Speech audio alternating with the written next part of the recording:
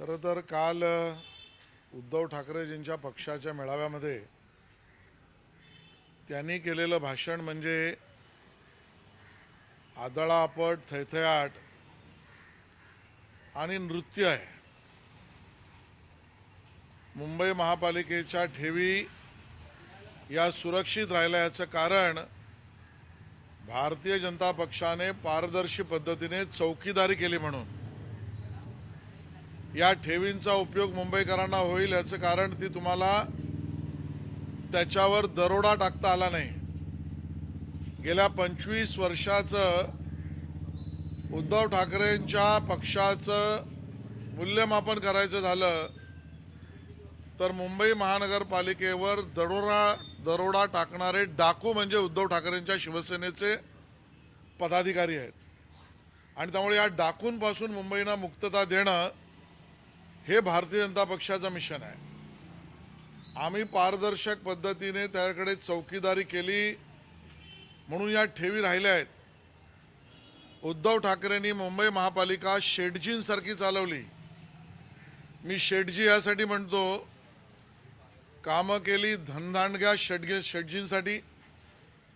मग ताजला कधी सूट द्या, कधी बिल्डरांना प्रीमियरमध्ये सूट द्या, कधी डिस्को पब बारवाल्यांना सूट द्या.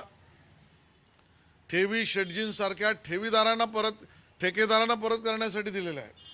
काल स्वतः तेच म्हणाले की ठेकेदारांचे पैसे आहेत.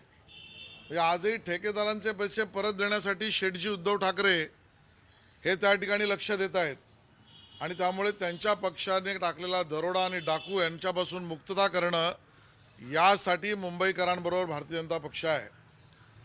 स्वतः उद्धव ठाकरेजींच्या पक्षाने केलेला वैचारिक स्वैराचार हा इतिहासात नोंदला जाईल असा आहे. आणि म्हणून वैचारिक स्वैराचाराचं नृत्य म्हणजे उद्धव ठाकरेजींचं राजकीय जीवन आहे. मला व्यक्तिगत जायचं नव्हतं, पण आमचे बापजाते त्यांनी काढले म्हणून हे आज बोलावं लागतंय की एक अपयशी नेता म्हणजे कोण, तर उद्धव ठाकरे. स्वतःच्या कुटुंबातील बंधू, चुलत बंधू यांनाही एकत्र ठेवू शकले नाहीत. कौटुंबिक स्तरावर ते अपयशी झाले. स्वतःचा पक्ष एकत्रित ठेवू शकले नाहीत. गणेश नाईक ते नारायण राणे सगळे त्यांच्यावर आरोप करून बाहेर पडले. स्वतःचा कुटुंब, स्वतःचा पक्ष, त्यानंतर स्वतःचं सरकार, तेही ते एकत्र ठेवू शकले नाहीत. स्वतःचे मंत्रीच त्यांच्यावर अविश्वास ठेवून बाहेर पडले. आणि त्यामुळे अशा एका अपयशी माणसाच्या बोलण्याला महत्त्व तरी किती द्यायचं. आणि म्हणून मुंबईकरांनी ओळखलंय की या दरोडेखोर डाकूंपासून केवळ एकच आकडा मी देतोय. गेल्या 25 वर्षामध्ये केवळ रस्त्यावर या दरोडेखोरांनी 22,000 कोटी रुपये खर्च केले. ते काय स्वतःच्या घरून आणले होते? मुंबई महापालिकेच्या अर्थसंकल्पाला एवढा मोठा दरोडा टाकला पण आणि सेवाही दिल्या नाहीत. आणि शेटजींसारखं काम केलं. भारतीय जनता पक्षाला मुंबईकर एक संधी देणार, आम्ही सेवक म्हणून त्या ठिकाणी काम करू. मुंबई महापालिका ही सोळाशे देणारी कोंबडी आहे. जे कोणी व्हेजिटेरियन आहेत त्यांचंही लक्ष लागलंय. म्हणजे ज्या पद्धतीने मोदींनी म्हटलं होतं पंतप्रधानांनी राज्यसभेत की ठेवी अशा ठेवल्या का जातात, मी काय बोललोय? तर त्यांनी असं उद्देशून जे व्हेजिटेरियन मी आहेत सगळं बोललो आता. काल वंचित बहुजन आघाडी आणि शिवसेना नवीन युती होऊ घातलेली आहे. आगामी निवडणुकीत कसं पाहता याकडे, या युतीकडे? नाही, कोणीतरी खरंच म्हटलंय किंचित आणि वंचित एकत्र आले आहेत. हे सुद्धा काही लिव्हिंग रिलेशन आहे त्यांचं. आमच्या भीतीपोटी त्यांची पळापळ होते हे स्पष्ट दिसतंय. म्हणून कधी उद्धव ठाकरे मराठी मुस्लिमांच्या मागे लागतात, मग कधी वंचितच्या मागे लागतात. आणि म्हणून आमच्या भीतीने होणारी पळापळ म्हणजे किंचित आणि वंचित यांची असलेली ही आघाडी आहे. राज्यपाल भगतसिंग कोश्यारी यांनी पदमुक्त करावयाचे पत्र लिहिले नरेंद्र मोदींना. उद्धव ठाकरे म्हणतात की त्यांना हकलून द्या, पदमुक्त नाही. मी काढला होता ना मोर्चा, त्यांनी काय झालं? केली होती ना आंदोलनं, कोणी जनतेने पाठिंबाच दिला नाही. आणि त्यामुळे एका संवेदनशील मनाचं प्रतिनिधित्व स्वतः राज्यपालांनी केलं आहे. त्यात स्वतःच जाऊ इच्छितात म्हटल्यावर त्याच्यावर क्रेडिट घेण्याचा धंदा म्हणजे उद्धव ठाकरेंचं वाक्य आहे. मुंबईतल्या प्रदूषणाबाबत तुम्ही एक पत्र जे आहे ते उपमुख्यमंत्र्यांना लिहिलेलं आहे. काय नाही, मुंबईच्या प्रदूषणाबद्दल मुंबईकर चिंतित आहे, विशेषतः लहान मुलं आणि वरिष्ठ नागरिक यांना त्याचा जोरदार फटका बसतोय. या सगळ्यावर राज्य सरकारला मी पत्र लिहिलं, कारण महापालिका त्यावर काहीतरी करेल या अपेक्षेने आम्ही वाट पाहिली.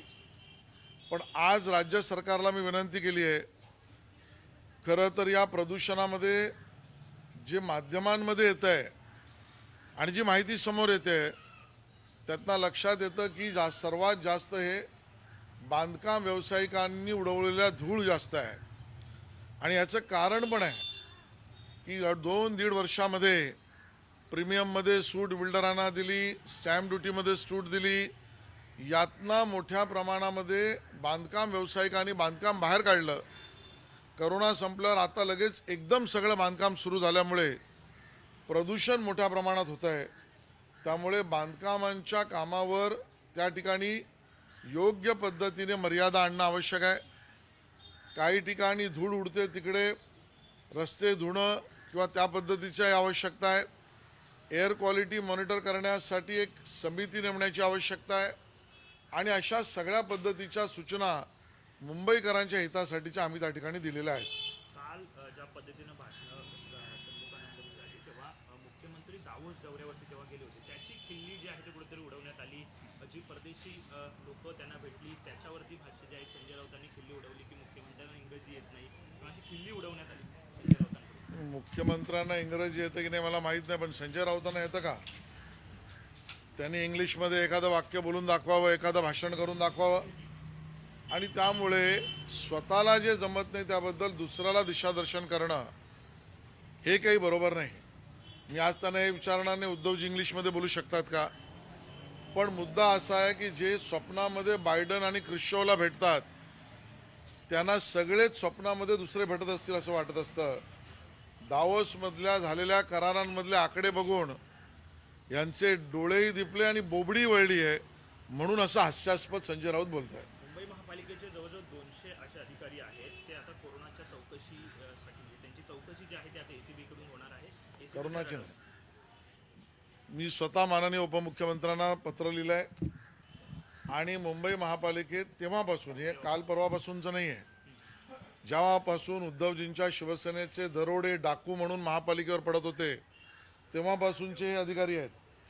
त्या सगळ्यांच्या अँटी करप्शनच्या इन्क्वायऱ्यांना परवानगी न देणं हे दरोडेखोरांना मदत करण्यासारखं आहे.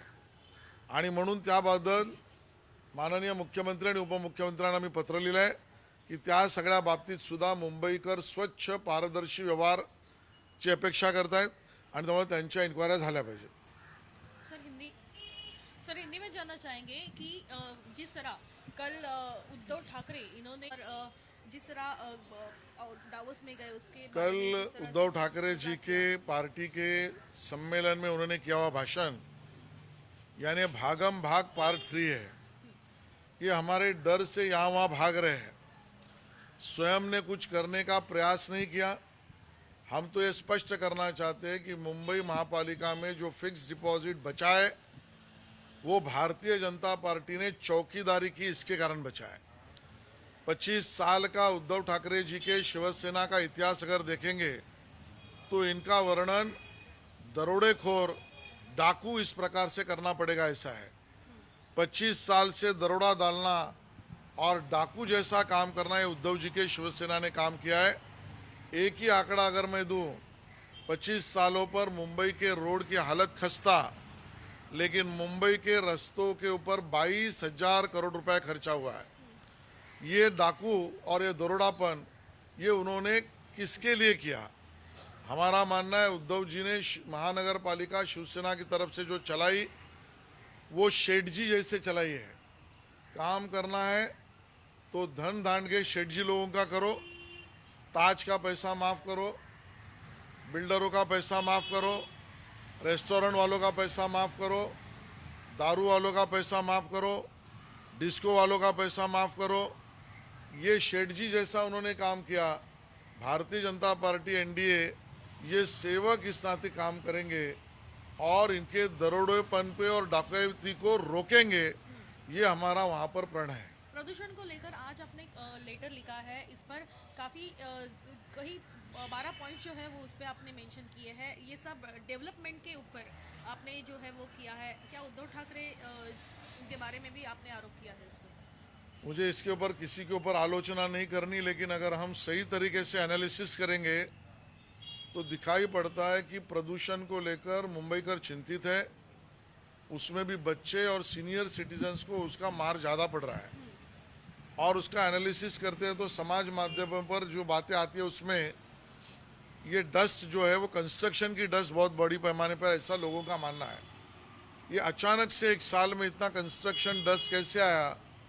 तो 1.5-2 साल से जो उद्धव ठाकरे जी ने प्रीमियम में छूट, स्टैम्प ड्यूटी में छूट देकर बिल्डरों की सेवा की, वो सब कंस्ट्रक्शन साइट अब अचानक से एक ही साल में कंस्ट्रक्शन के लिए आई है, और उसका परिणाम भी वहाँ पर है। और भी परिणाम के बिंदु है, और उसके लिए रोड पानी से धोने की भी आवश्यकता है। कई जगह पर कंस्ट्रक्शन साइट को मर्यादाओं में परमिशन देने की भी आवश्यकता है। एयर क्वालिटी इंडेक्स मेंटेन करने के लिए कमेटी बनाने की आवश्यकता है।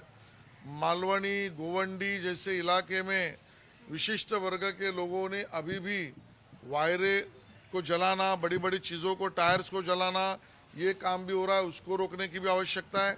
ऐसे सभी बातों का मैंने जिक्र करके सरकार को मैंने विनती की इस बातों पर कार्रवाई की जाए। सर कल जो उद्धव ठाकरे इनका भाषण हुआ उसके बाद संजय राउत इन्होंने आरोप किया है कि कश्मीरी पंडितों को लेकर मोदी सरकार ने जिस तरह वादे किए थे वो सारे वादे फेल हो चुके हैं, क्योंकि अभी भी कश्मीरी पंडित जो है वो जम्मू के रोड पर धरना दे रहे हैं और मोदी सरकार उनकी बात नहीं सुन रही। मोदी सरकार का मिशन कश्मीर फेल हुआ है।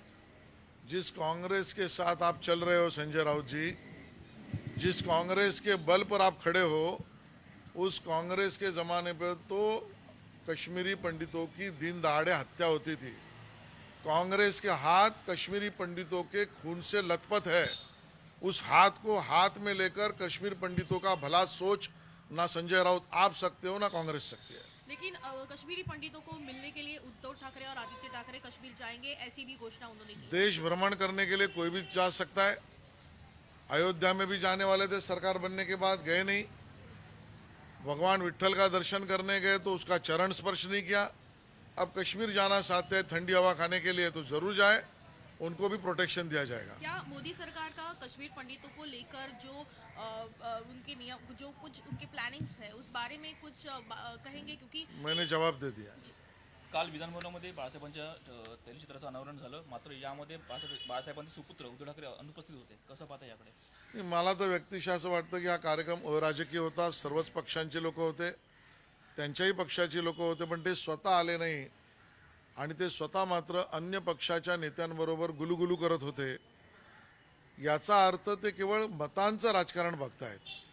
एका विशिष्ट वर्गाची मतं, बाळासाहेबांचं भगवाधारी चित्र तैलचित्राचं अनावरण केल्यावर मिळतील की नाही, या विशिष्ट वर्गांच्या मतासाठी मतांचं लांगुलचालन करण्यासाठी उद्धवजी आले नसावेत असा आमचा कयास आहे. सर कल भीम शक्ति और शिव शक्ति एक साथ दिखाई दी। उन्होंने कहा कि 3 पहिए की सरकार के ऊपर बीजेपी ने आला भी लग चुका है। मुझे लगता है कि ये उनका भागम भाग है, ये हमारा डर बोल रहा है। भारतीय जनता पार्टी के डर से कभी वो मुस्लिम और मराठी मुस्लिम की बात के पीछे भागते हैं, अब वंचित के पीछे भाग रहे हैं। तो किसी ने सही कहा है, किंचित और वंचित इकट्ठा होकर भी मुंबई की सेवा नहीं कर पाएंगे, और हमारे डर से वो कितनी जगह पर भी जाए सफलता उनके हाथ नहीं आने वाली है।